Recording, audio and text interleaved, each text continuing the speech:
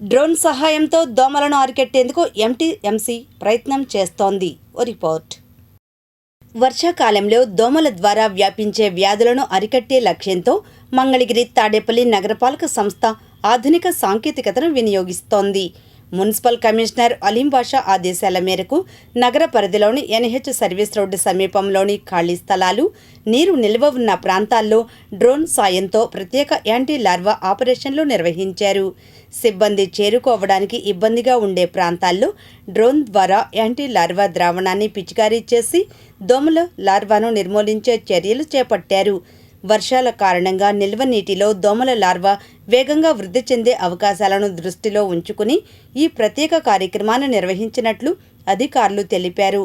Dengue, malaria, chikungunya వంటి దోమల ద్వారా సంక్రమించే వ్యాధులను నివారించడమే ఈ చర్యల ప్రధాన ఉద్దేశమని పేర్కొన్నారు.